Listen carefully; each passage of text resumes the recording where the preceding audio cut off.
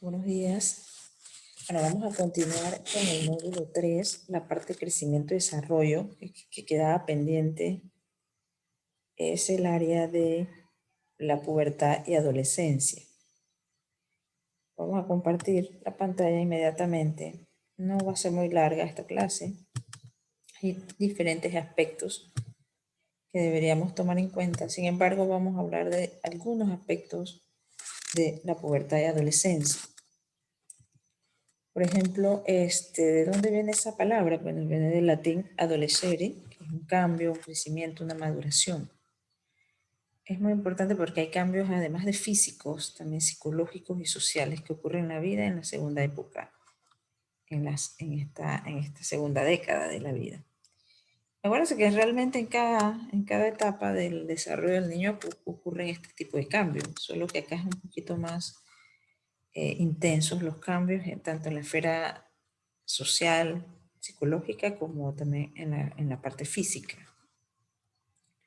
Hay muchos cambios biológicos y de maduración sexual propios de esta transición. Es una transición, en realidad, entre la niñez y la adultez. Aquí están los tipos de cambios biológicos, cognitivos, psicosociales. La pubertad se caracteriza por las características sexuales secundarias, el estirón del crecimiento y la capacidad reproductiva. Entre las características sexuales, pues está la aparición de vello púbico, crecimiento de los testículos, de los genitales en general, y algunos otros aspectos. Es guiado por un sistema mediado a nivel de hipotálamo, hipófisis, y las gónadas, que es a nivel genital, ¿verdad? Y esto se ve a lo largo de todo este sistema. No solo influye en la adolescencia, sino en los otros periodos, en el neonatal, en el prepuberal, en el periodo puberal. O sea, este sistema afecta a todos estos. La madurez de este sistema depende pues que el desarrollo se dé en forma adecuada. En la niñez hay pues un estado de hipogonadismo fisiológico, por eso pues cuando vemos un niño o una niña con cambios sexuales desde tempranas edades, ahí ya pues eso es patológico, porque el estado de hipogonadismo es fisiológico durante la niñez.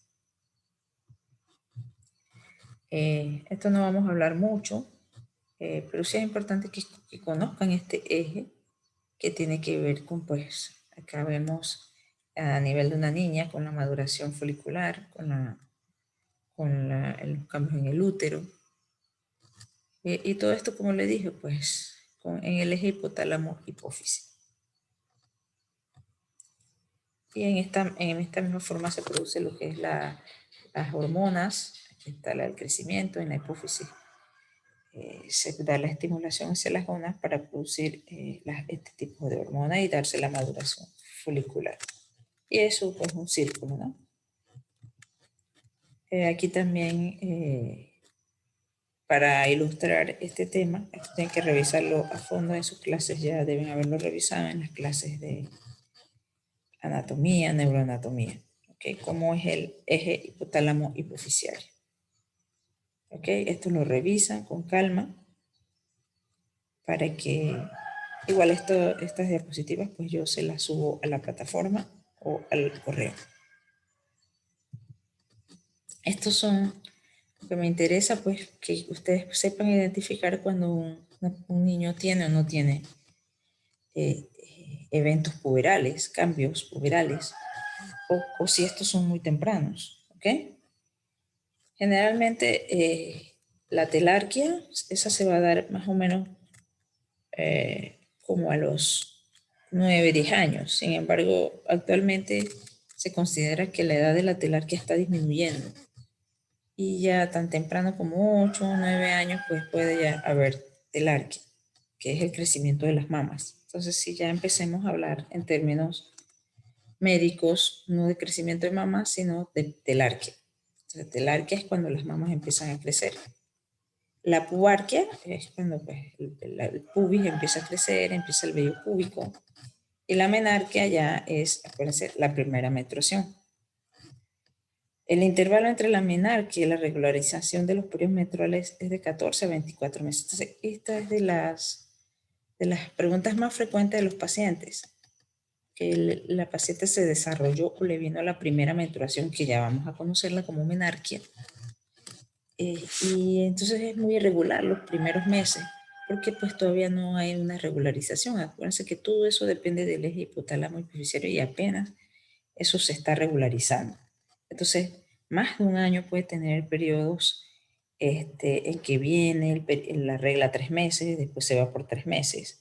Eso ocurre en este periodo y también en la menopausia, ya en la mujer adulta, que puede suceder este mismo tipo de irregularidades. En los primeros 2 años, esto es importante que lo sepan, después de la menarquia, muchos ciclos, más de la mitad, son anovulatorios. Entonces, eso también da origen a todo ese problema. Entonces, los primeros 2 años. Entonces, sí, puede ser que la paciente en los primeros 2 años no se pueda quedar embarazada por este tema, pero no es 100% que son anovulatorios. Entonces, sí puede haber un embarazo. Y en efecto, nosotros tenemos pacientes de 10, 12 años embarazadas. A los 3 años, pues el 50%, y a los 5 años después de la menarquia, solamente el 10 a 20 son anovulatorios. La evaluación de los estadios puberales. Esto es básico que lo conozcan. Es la escala de Tanner. Entonces, cuando van a evaluar a un adolescente, tienen que decir en qué estadio de Tanner está ese paciente, según los hallazgos. Entonces, si ven en pediatría hay muchas escalas, para medir las cosas, porque este tipo de cosas hay que darle pues, un valor para poder que todos nos guiemos, que cuando yo le hablo a usted, bueno, llega un adolescente con un estadio de Tanner 4, ustedes se imaginen cómo es el adolescente. Entonces, en el grado 1 es una escala de 5 puntos donde vamos de la parte prepuberal, antes de iniciar la pubertad, a el grado 5 cuando ya es la madurez completa. Entonces, también la parte mamaria que se identifica con M y algunos ponen P o algunos ponen V para la parte del desarrollo del vello púbico. Entonces, ¿qué serían los dos aspectos que más nos ayudan a darle una clasificación o un estadio de Tanner? Entonces, las etapas de Tanner, si ven aquí en el M1, que sería el desarrollo mamario, por ejemplo, en una niña, aquí tenemos preadolescente, que apenas hay elevación del pezón. Entonces, son estas niñas más pequeñas.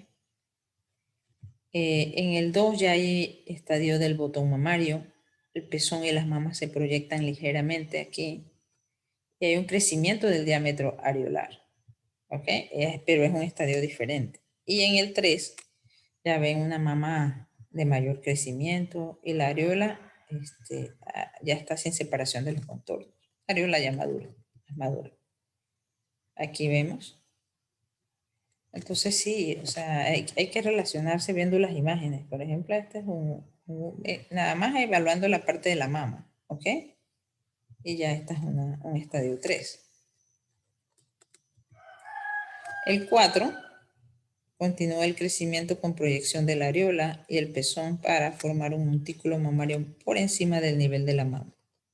La menstruación inicia 2 años después, generalmente. Entonces, a veces las mamás vienen con preocupaciones con un estadio Tanner 1 y ya uno sabe que todavía, porque tiene flujo, tiene algo, ¿no? Es que yo creo que ya se va a desarrollar, pero tiene un estadio mamario por Tanner de 1. Entonces ya uno sabe que eso todavía demora ese desarrollo. Ok, en el 5 entonces teníamos un estadio ya maduro, la mama termina su crecimiento durante la pubertad alcanzando su forma redondeada. Aquí está el 4 y el 5. Si echamos atrás, en esta ven que sí hay crecimiento ya de la mama, pero no hay separación de los contornos aquí de la... ¿Ok? Y aquí entonces está, ya un poquito ven la areola como, si hay crecimiento de la mama, pero la areola va Todavía es muy ancha, muy amplia. Y en el 5 ya sí está más madura. A ver, aquí lo vemos. Entonces se tienen que fijar en el tamaño de la mama y también cómo es la areola. ¿Ok? Para los estadios de Tanner en la parte M, que es de las mamas. En la parte P o V, que es la del vello púbico también, entonces así mismo.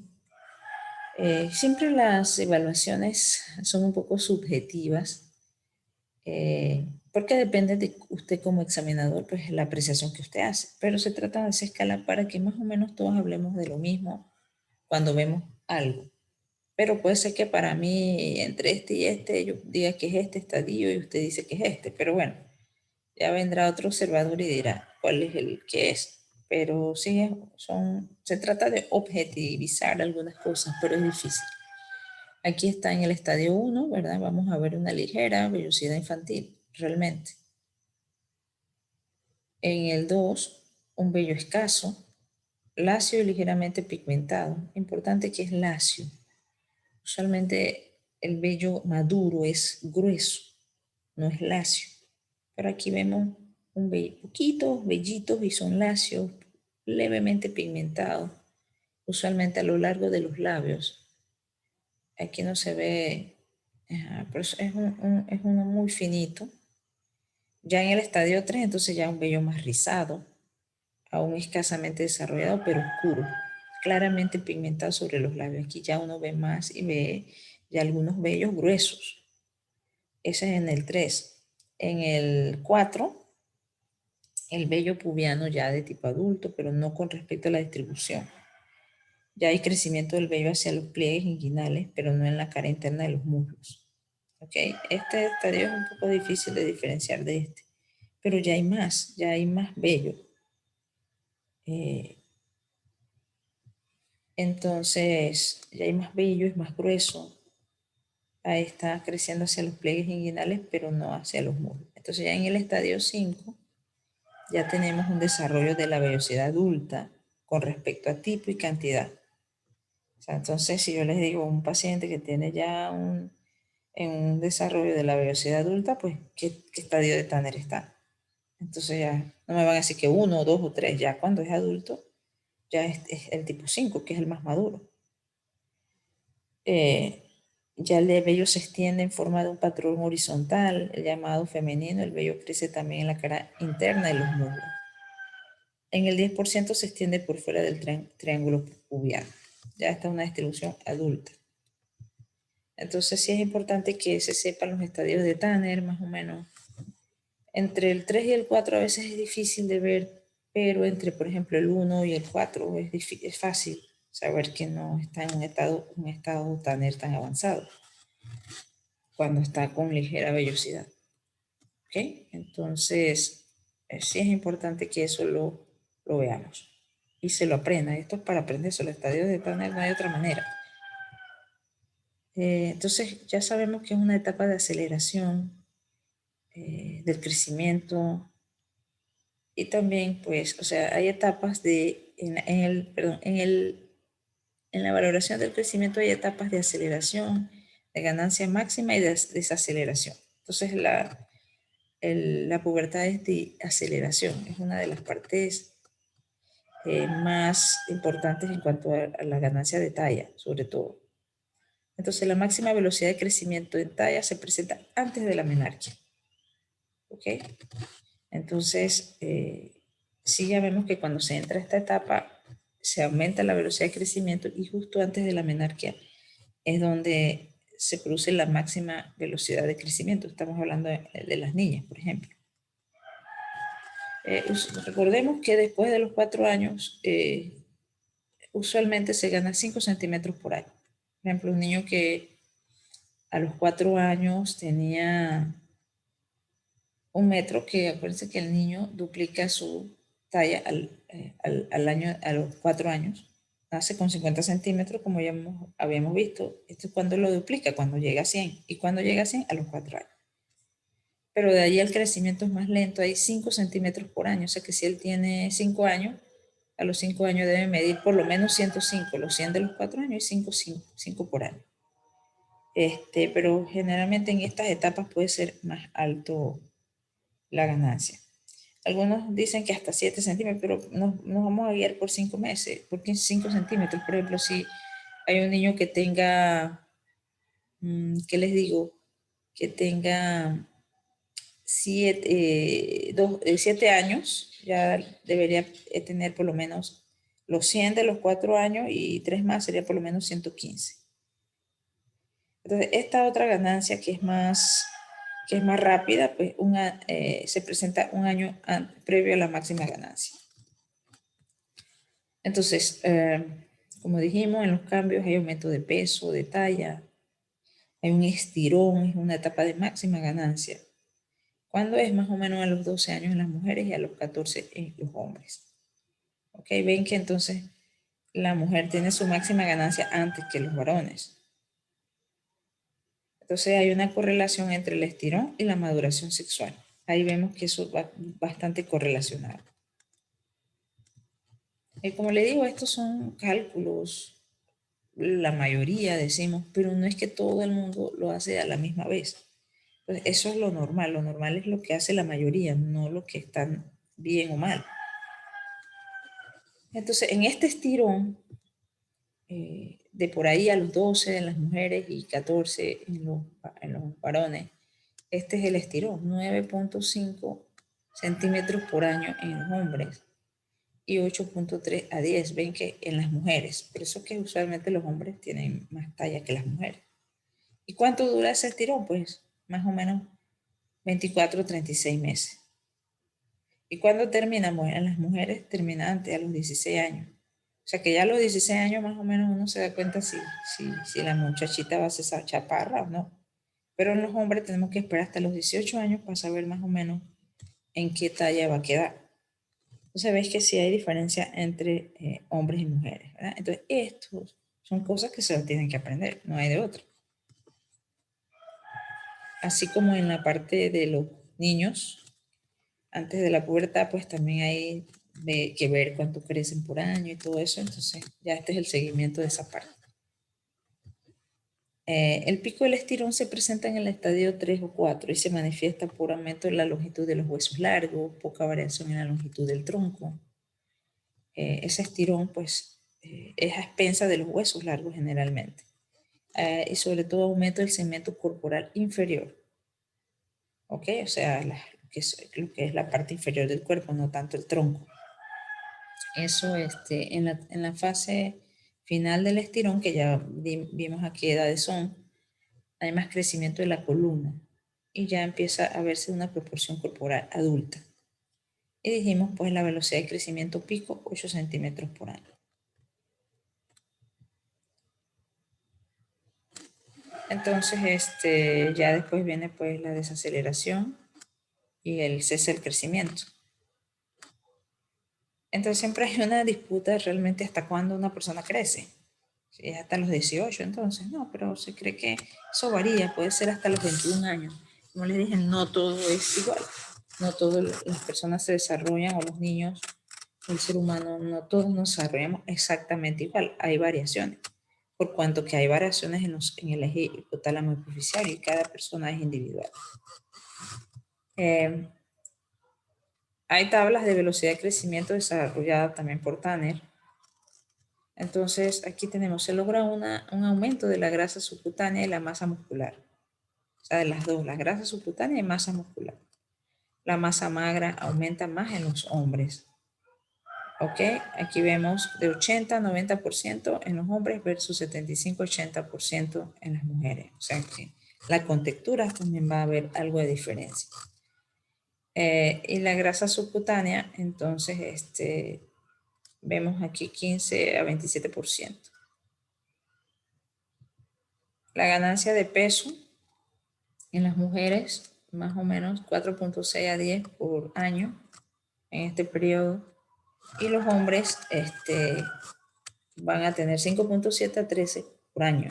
Por eso ven pues, que hay una diferente contextura y peso y todo eso. Entonces la velocidad pico de peso coincide con la de la talla en esta etapa. El aumento de masa esquelética, imagínense en este periodo, es hasta de un 50%. O sea que es un periodo que realmente es bien importante, una buena alimentación para estos pacientes, porque es un periodo de ganancia de peso y de talla, entonces eso necesita una buena nutrición para desarrollarse de manera óptima. Dijimos, hay redistribución de las proporciones corporales, hay variación de la relación entre el segmento superior e inferior, o sea, la parte torácica versus la parte inferior del cuerpo, o sea, tronco y la parte inferior. Muchos cambios son por acción hormonal. Entonces, esa es en la parte física, pero siempre hay cambios físicos y cambios cognitivos, psicomotores. Entonces, la maduración cognitiva, ya hay mucha evolución del pensamiento, ya es ese pensamiento concreto y simplista ya pasa a ser algo más abstracto o analítico. O sea, el niño pequeño es más de ser más literales, ya acá hay más abstraccionismo. Ya tú puedes entender, ya ellos pueden entender un chiste, una paradoja, pues un chiste sangrón que decimos. Ese tipo de cosas. Son años de exploración, experimentación en la parte cognitiva, pero no todos tienen la capacidad de tener un pensamiento abstracto. Entonces no es tan igual para todos. Entonces se busca retrasar el inicio de actividades de riesgo como actividades sexuales tempranas, que son muy riesgosas, donde pueden adquirir enfermedades venéreas, porque es una actividad de riesgo. ¿Por qué? Porque hay impulsos y sentimientos sexuales, siendo inicialmente de tipo genital y posteriormente en sentido más amplio en la sexualidad. Pues. Inicialmente muestra mayor desarrollo físico que mental, ¿no? Y el 10% es lo que más o menos se sabe que empiezan a mostrar sentimientos hacia el mismo sexo. En un 10%, algunos dicen que 5%, otros que 10%, bueno, eso depende de... Pero sí es común ese tipo de sentimientos. El desarrollo psicosocial, en el psicosocial ya van teniendo pues su vida social, van tratando de lograr una independencia, van adoptando códigos y estilos de vida propios, se empiezan a ver ya como unos seres propios y empiezan a aceptar su imagen corporal. La adolescencia la podemos dividir en temprana y media. ¿Okay? Adolescencia temprana, adolescencia media. La adolescencia temprana somos un poco narcisistas, son narcisistas en su cuerpo, mucha competencia física por verse bien y lo vemos mucho en este tiempo, ahora con lo de las redes sociales pues más. Y ya hay pues sentimientos sexuales. Esa es en la adolescencia temprana. En la adolescencia media tenemos, ya él se identifica como un adolescente, se ha completado más o menos el 90-95% del crecimiento físico, ya está consolidada su imagen corporal. Aquí ya emerge el pensamiento abstracto, ya quieren hacer las cosas por ellos mismos, ser autónomos, no depender tanto de los papás o las decisiones de cómo vestirse y todo eso, su estilo que ellos adoptan ya es más propio de ellos, más autónomos, ya que ya pueden tener relación de pareja o ya quieren tener relaciones de pareja. El grupo de pares más importante en el hogar, o sea, la relación todavía aquí más importante es en el hogar, pero ya viene en la tardía, ya han completado la integración de los cambios puberales en su imagen corporal, están conformes con su función y características adultas. La integración con los padres y adultos se ponen de igual a igual, o sea, ya no es como un niño.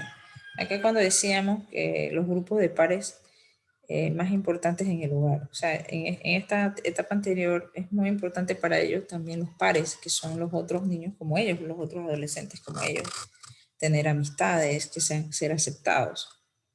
Entonces acá los pares pierden importancia y ya el adolescente es capaz de no querer ser aceptado por todos, sino de tener ya sus amistades propias, escogidas por ellos mismos. En cuanto a los trastornos, no vamos a ahondar mucho en los trastornos de la pubertad. Hay algunas anomalías congénitas, que eso lo vamos a ver después en las clases de anomalías congénitas, como Turner, Klinefelter, todo este tipo de anomalías. Pero eso ya es para después. Aquí estamos, acuérdense, en la parte de crecimiento y desarrollo más o menos normal, con algunas cositas, ¿no? Pero la pubertad precoz sí, sí tenemos que saber que son aparición de características sexuales antes de los 8 años en las niñas y 9.5 en los hombres. Sería como lo principal que ustedes deben reconocer cuando una mamá le hace una consulta de que yo creo que mi niña se está desarrollando, porque es muy importante, esa parte es súper, súper importante. Entonces, en las niñas dijimos si es antes de los 8 y en los niños si es antes de los 9.5. Entonces, hay una clasificación que puede ser la pubertad verdadera o falsa, ¿no? Falsa porque no cumple con todos los criterios para pubertad precoz, pero y verdadera sí, sí, sí lo cumple. La verdadera es constitucional, está generalmente asociada a otros trastornos como displasia polióstica, hipotiroidismo juvenil, puede haber un problema de pubertad precoz también. ¿Por qué es importante saber si un paciente tiene pubertad precoz? Pues porque puede tener todos estos trastornos, encefalitis, hidrocefalia, una lesión traumática, esclerosis tuberosa, von Recklinghausen, que es un síndrome de fibromatosis. Entonces, todos estos, si vemos pacientes que tienen estos trastornos, o sea, que han tenido una lesión traumática y eso, y ellos empiezan con características sexuales, las mujeres antes de los 8 y los hombres antes de los 9 y medio, entonces podemos ver que pudiese estar desarrollando una pubertad precoz. Y si no tiene nada de esto, pero está desarrollando, hay que descartar estos trastornos. De acá arriba, displasia, hipotiroidismo. Entonces sí, eso hay que tenerlo presente. También puede haber por aumento de hormonas sexuales, eh, la isosexual y la heterosexual. Entonces, la isosexual, pues generalmente por ingestión de estrógeno, una neoplasia ovárica, teratoma, un coriocarcinoma. O sea que estos pacientes que hay pubertad precoz, hay que investigar todo este aumento de hormonas sexuales, que no vaya a tener este tipo de cosas, no tenga una neoplasia suprarrenal, que no tenga una hiperplasia suprarrenal, ¿verdad? O sea, que no tenga eso. Entonces, porque ahí se da es por este mecanismo. También podemos tener aumento en la sensibilidad del órgano efector. Entonces tenemos a veces telarquias tempranas o pubarquias tempranas. Estos no son propiamente pubertad precoz, son más bien aumento en la sensibilidad del órgano efector. Entonces, cuando sí ya vemos una niña de 8 años, póngase 5 años, y la vemos llena de vello púbico, y las mamas ya en un Tanner 2, 3, o sea, un Tanner para vello púbico en 2 o 3, o para una niña de 5 años, pues eso no es así, así que algo está pasando ahí. Entonces ya ustedes por lo menos deben decir, esto es anormal. ¿Qué tiene? No sé, hay que investigar, pero es anormal. Una niña de 5 años con estadio de Tanner 2. Si apenas el estadio de Tanner 1 empieza por allá por los 8 años. Ok, entonces aquí no se aprecia bien estas imágenes en realidad. Pero sí, como les dije, no vamos a la parte patológica, pero sí obviamente a esta paciente de talla baja, poco desarrollo sexual. Eh, como dijimos, el único trastorno básicamente que estamos viendo es la pubertad precoz, porque ya les digo, ustedes tienen que aprender los estadios de Tanner para saber cuándo un niño de 3 años, 4 años, 5 años ya está teniendo pubertad precoz, que ya dijimos que eso es más adelante, la pubertad. Entonces, sí tienen que saberme diferenciar, oye, esta niña no está bien en este estadio de Tanner. Entonces, cuando vamos a hacer el estudio de la pubertad precoz, Ahí el problema es que hay una edad de inicio, aceleración de la edad ósea y de la velocidad de crecimiento, porque eh, se van a desarrollar antes. Hay que hacerle CAR, resonancia, ecografía pélvica, todas estas cosas a ver en realidad si hay alguna de estas patologías que ya mencionamos. Entonces, ¿cómo yo hago el estudio de estos pacientes? Y créanme, este es un motivo de consulta frecuente, lo único que generalmente es falsa, porque o generalmente lo que hay es una telarquía prematura o una pubarquia prematura, un crecimiento de vello púbico prematuro y realmente no es una pubertad precoz, pero hay que estudiar a estas pacientes. ¿Cuáles son los criterios? Una edad ósea mayor que la edad cronológica. ¿Cómo ustedes se dan cuenta que si la edad ósea es mayor que la edad cronológica? Bueno, hay un indicador que es una radiografía AP de la mano izquierda. Eso es universal. Hay un atlas que usan los radiólogos que se llama, bueno, no me acuerdo el nombre del mismo atlas, pero es un atlas que ellos usan, de Pauli, creo que es el atlas. Ellos en ese atlas ven el desarrollo óseo y calculan una edad ósea. Entonces, si hay una diferencia de más de 6 meses, o sea, una niña que tiene 5 años, pero cuando le hacemos la radiografía AP de mano izquierda, el radiólogo me dice por el atlas yo le calculo que tiene 10 años o 7 años, entonces hay una diferencia de más de 2 meses, hay 2 años casi de diferencia, entonces ahí ya vemos que este es un criterio. La talla mayor que la edad cronológica, eso pues para eso estamos dando el curso para que ustedes sepan más o menos qué talla debe tener un niño a X edad. También se miden los niveles de estradiol y de testosterona. Estradiol mayor de 8 y testosterona mayor de 13 serían como criterios que se usan para saber. Entonces, lo mínimo que ustedes cuando sospechen una pubertad precoz, ustedes le mandarían antes de enviarlo para un endocrinólogo o un pediatra, pues tratar de mandarle la edad ósea a través de la radiografía que les mencioné, ver lo de la talla y el estradiol y la testosterona para ver si generalmente yo en mi práctica casi no veo varones que me consulten por esto, pero las niñas sí consultan bastante por esto, porque las mamás se preocupan si ya empieza el vello púbico muy temprano, porque no sabrán ellos mucho de esto, pero sí ellas saben que es muy temprano.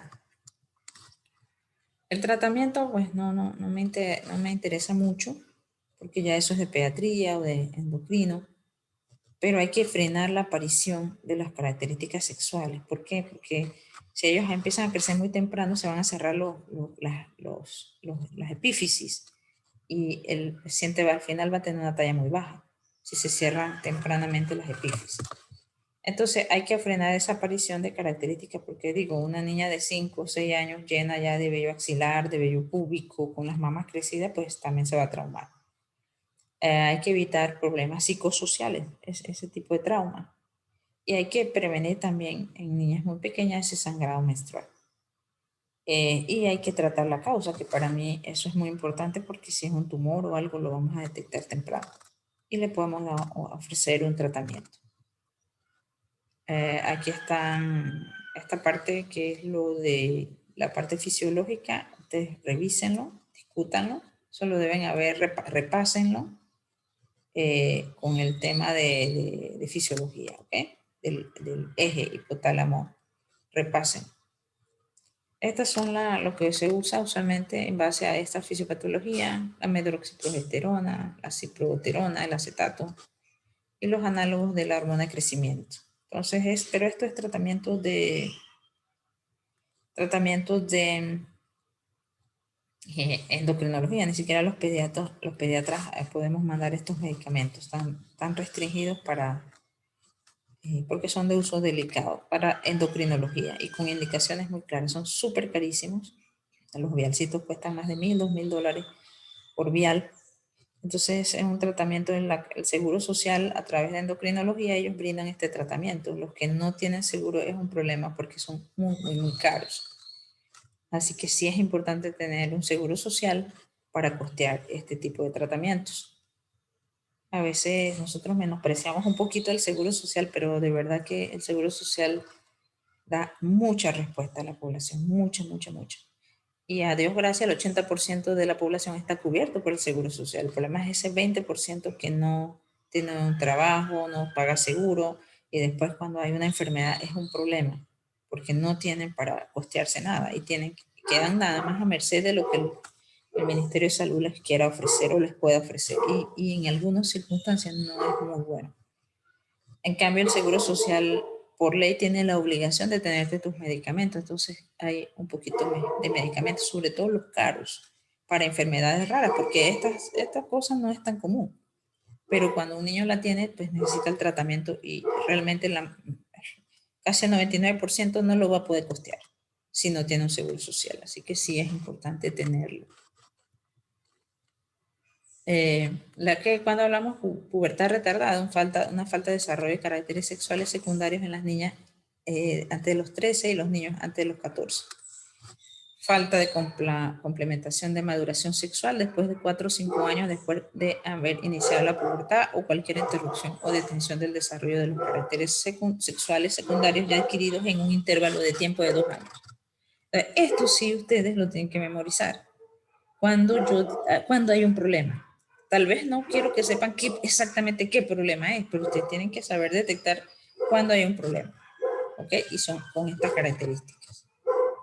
Se puede dar por diferentes problemas. Por eso le digo, ¿qué es? Pues eso vamos poco a poco a verlo en el estudio, pero lo importante es que ustedes, como médicos generales, detecten que hay un problema. O sea, que detecten esto. O si hay una pubertad precoz, o sea, el contrario, lo que habíamos hablado, que se desarrolla, o que el desarrollo de estos pacientes no va bien, ya sea porque no ha aparecido caracteres secundarios. Recuérdense también que aquí tienen que ver la parte de que no todos los niños se desarrollan al mismo tiempo. Usualmente uno le pregunta cuándo se desarrolló su mamá. Si la mamá se desarrolló a los 12 años, probablemente ella se va a desarrollar a los 12 años o unos meses, o 6 a 8 meses antes. Si la mamá le dice, bueno, es que yo me desarrollé a los 14 años, doctora, entonces ahí también hay que averiguar eso. Entonces, sí, cuándo está precoz o cuándo está retardada. Eso es importante que lo sepa. ¿Por qué? Porque pueden haber trastornos y eso es lo que ya nosotros iríamos a averiguar. Si tiene 16 años y no se ha desarrollado, pues puede tener un Turner, una alteración gonadal, algún tumor, todas estas causas, ¿no? Tumor hipoficiario, digenesia gonadal, cualquiera de estas cosas cuando hay alguna alteración, pero ya eso lo vamos a ir estudiando poco a poco. Aquí está, nada más para ilustrar un síndrome de Turner, tal vez esa niña, imagínense, ya puede que tenga como 16 años y no tiene características sexuales. Esta no es Turner, pero sí tiene una digenesia gonadal. Y aquí salen niñas, pero también pueden ser niños.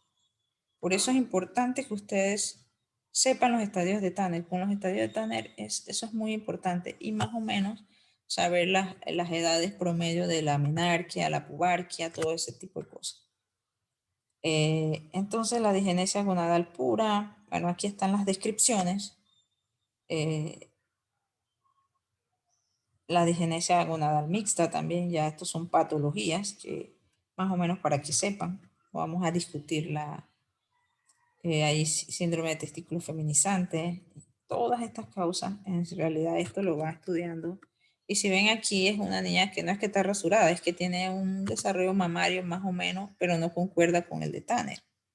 Entonces, cuando ven este tipo de cosas, ustedes tienen que referir al paciente a pediatría y probablemente yo refiera a endocrino para los estudios hormonales, porque también los tipos de pruebas que se hacen para llegar a los diagnósticos a veces no está disponible en nuestro medio y hay que mandar eso a Panamá para llegar a los diagnósticos. Entonces, hay signos de alerta, como dijimos, para esta patología de hipogonadismo. Tiene 13 años y ni siquiera se han elevado los botones mamarios, ya eso tienes que hacerlo sospechar, ¿ok? Entonces, Este curso no se trata en realidad de ir directamente al hipogonadismo, al síndrome de Turner, no, es que ustedes aprendan o sepan cuáles son sus banderas rojas, sus signos de alarma en el desarrollo de un niño, porque todavía los adolescentes pues, entran en este desarrollo. Entonces sí tienen que saber eso, cuáles son los signos de alarma. Bueno, pues revisan todo esto. Exactamente el diagnóstico, eso no lo vamos a ver todavía, pero sí, sí es normal o anormal. ¿Ok? Que una niña no le hayan crecido los senos, o sea, no tenga la telar que tiene 14 años. O sea, eso tiene que llamarles la atención, porque ustedes saben que eso ya empieza desde los 8 años, ya con la elevación, con los estadios de Tanner. Entonces, eso es importante. Como les dije, en sí los estudios y eso no los vamos a ver ahorita, los veremos el otro semestre ya cuando veamos este tema. El tratamiento tampoco es como dijimos, es lo mismo, optimizar la talla, sobre todo, ver el tema líbido, de sexual, fertilización, pero esto ya lo hace endocrinología cuando ya determina cuál es la terapia del hipogonadismo. Esto no es para nosotros. Entonces, esto es básicamente lo que le traía de pubertad. Si ven, son cosas bien, bien, bien sucintas, bien claras para este nivel que nosotros estamos, en que ustedes puedan sospechar que hay una pubertad precoz o sospechar que la pubertad está retrasada. ¿Por qué? Y que sepan que hay consecuencias. No es que una niña va a tener una pubertad precoz y no tiene consecuencias. Sí, se van a cerrar los núcleos de osificación, van a dejar, o sea, entonces sí, sí va a haber un trastorno en el crecimiento, en la talla final, y que también puede ser que haya algún tumor o alguna cosa, hay que estudiarla. Igual cuando hay retraso, hay que estudiar qué está pasando. Pero para saber si algo está pasando antes de tiempo o después de tiempo, tengo que saber cuándo es el tiempo. Entonces, de eso se trata esta clase, básicamente. No es tanto para ver patologías, pero sí para aprender a saber cuándo ustedes realmente están ante estos trastornos. Así que vamos a quedar aquí. Así que de los dos temas, entonces este es el complemento del otro tema. Como es un tema bien bonito, no se los quería dar junto todo en una sola clase, pero ya estas serían las clases de crecimiento y desarrollo, la clase que ya les subí, esta segunda clase también. Y vamos entonces a finalizar aquí. Nos reuniríamos realmente mañana o pasado mañana, según el grupo en que estén, ya para hacer discusión de los temas. De estos temas y las dudas o algo que tengan con respecto a estos temas. Pero es importante que revisen esta información, que la lean, para que la otra sesión de verdad sea productiva. Así como hemos hecho con los anteriores. Solo que acá no es tanta patología, ¿no? Como vimos en Neo, que sí vimos algunas patologías. Acá más bien me interesa es que vean la parte de los cambios que se van produciendo desde que el niño nace, que ya lo vimos en Neo, y los primeros meses. En sus esferas, en todas las esferas, en la esfera psicológica, social, motora, en todas esas esferas.